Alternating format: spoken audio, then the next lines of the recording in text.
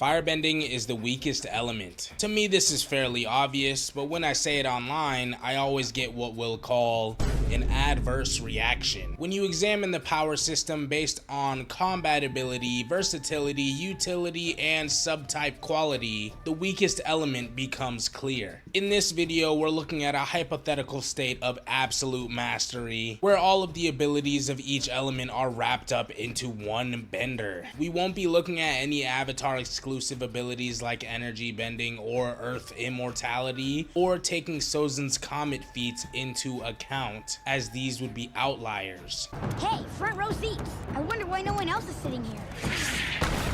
Guess that's why. Starting with combat ability, outside of Sozin's comet, the other four elements are unequivocally more efficient and deadly than firebending. Although firebending is beneficially volatile in nature, and the spreading of flames can be used to a number of effects in a 1v1 setting, a master earth, air, or waterbender would have any number of ways to escape from, say, a burning building or wildfire. I only bring that up because one of the most common responses to this idea is fire spreads, which is a valid sentiment in a lot of ways. A war with the Fire Nation would have to be won swiftly because every battlefield they fight on could just be burned to the ground, to the point where even if you won the war, you'd still be left with scorched earth. But what firebending gains from the nature of its element, it essentially lacks in everything else. Although a massive plume of fire isn't something you ever want to see, the defensive ability of firebending is essentially non-existent. Simply put, unless your firebending is powerful enough to direct counter off AP alone, you can't block, you have to evade. And though we've seen Zuko and Azula do just that against waterbending, that's where the aspect of power level comes into play. The scene where Katara goes, "Yeah, my bending is more powerful than yours. My bending is more powerful than yours, Hama," is memed onto high heaven, but that sentiment is kept up throughout the series. There are multiple instances where a more powerful bender just negs the bending of their opponent entirely. Firebending, on the other hand, has shown to be waved away by the users of all other elements. Aang has directly dispelled firebending with airbending on multiple occasions, and Katara uses her water as a perfect typing defense against fire. Even Ozai under Sozin's comet had his flames quelled by a torrent of water, and blocked with strong winds.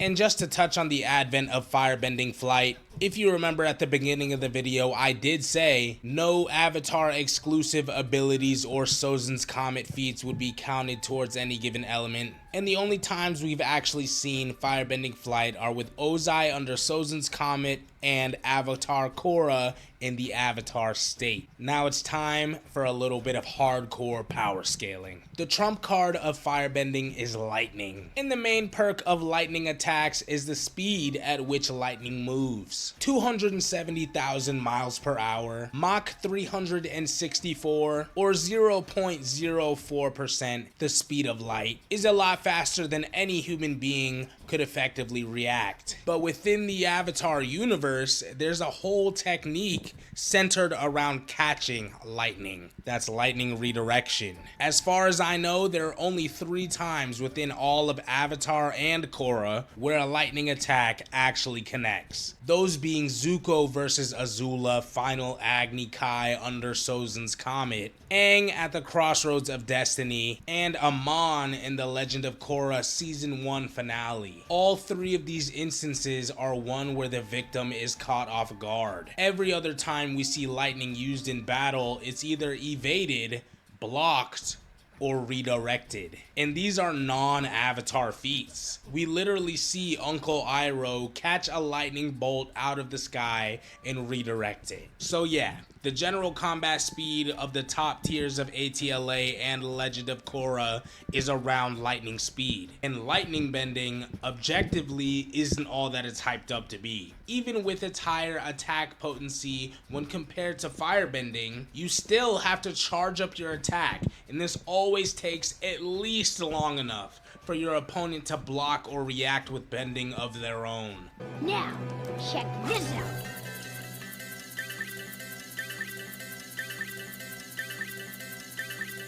Explaining why the versatility of firebending makes it weaker than the other 3 elements without touching on its utility or subtype quality is a challenge, but I think it's easy enough to understand when said like this. What exactly can you do with firebending? Well, you can burn things or people, you can shoot lightning or redirect lightning. That's about it. What can you do with waterbending? You can manipulate water in all 3 states of matter, manipulate plants, traverse aquatic landscapes, but with firebending, the best you can really do is lean off the side of your motorcycle and zap.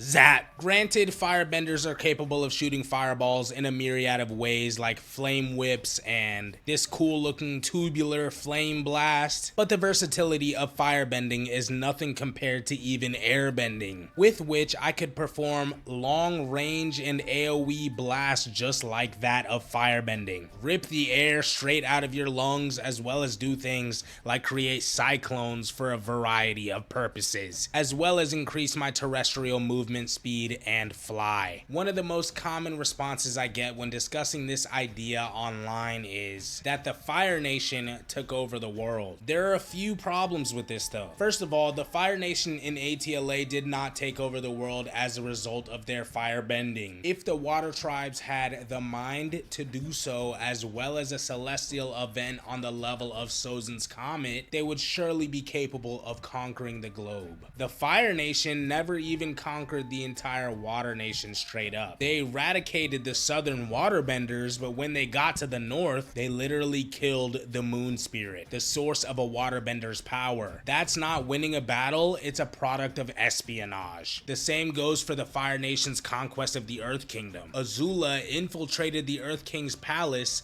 and turned the Dai Li, which is essentially the Avatar version of the CIA, against the Earth Kingdom into the side of the Fire Nation, or to her side specifically. And again, that had nothing to do with the firebending itself.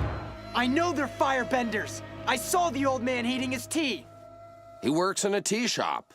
He's a firebender, I'm telling you! I've already touched on firebending's lack of versatility, but that feeds directly into its lack of utility, as the ability to burn things and shoot lightning has a limited number of practical applications. Take an absolute master of all 4 elements and throw them into the jungle. I would bet everything I could that the firebender is dying first. Although the firebender would have heat and light throughout the night and easy access to pure water, even a non-bender with the slightest knowledge of wilderness survival could construct a hand drill. We've been doing so in real life for thousands of years. A firebender would never have to worry about lack of kindling, damp conditions, and things like that, but that isn't a fair trade for the ability to literally pull clean water from the vegetation around you, or the ability to construct a fully functional shelter at the drop of a hat. If we look at the utility of the nations as a whole, the Fire Nation does reach its industrial revolution long before the other 3 nations, via its ability to create steel. But outside of a need for things like battleships, war zeppelins, and tanks, the Fire Nation doesn't get the best use out of its respective ability. Those metal ships should be used for trade. If the Fire Nation is so wealthy and capable, then they should have used the innovative potential of having access to steel to further increase infrastructure rather than pursuing conquest. But that's all plot conjecture, right? What is the objective truth of the utility of firebending? It sucks. There it is. Even airbending provides high levels of mobility that we, again, only see from firebending during Sozin's Comet or the Avatar state. Not if my lightning can help it.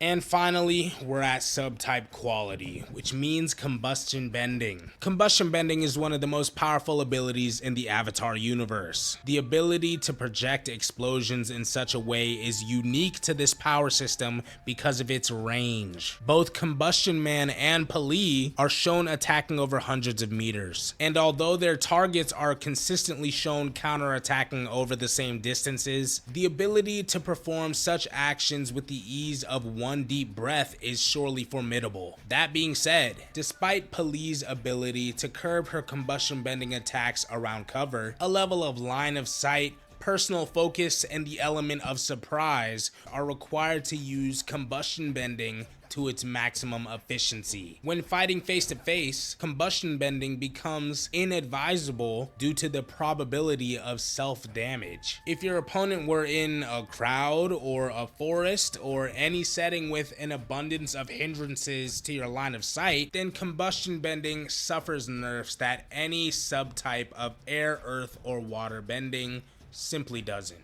In subtypes like healing, metal bending, and seismic sense hold more gravitas than all of firebending's abilities wrapped into one. The ability to magically heal broken bones and even treat diseases is an absurd ability for any group of people to have. It would essentially mitigate the main struggle that most upstart civilizations have, which is dealing with the plagues of the land. The Fire Nation's access to steel is rendered obsolete by the advent of metal bending. The Earth Kingdom should scour the land with their bending, mining precious and valuable materials with supernatural ease, and constructing metropolises like Zaofu. Airbending only technically has one subtype, which we only see from one person, that being astral projection. But if you remember, we're wrapping all the abilities from each element into one hypothetical master of that element, which means our hypothetical earthbender would have access to seismic sense, and our airbender would have access to astral projection and unassisted flight,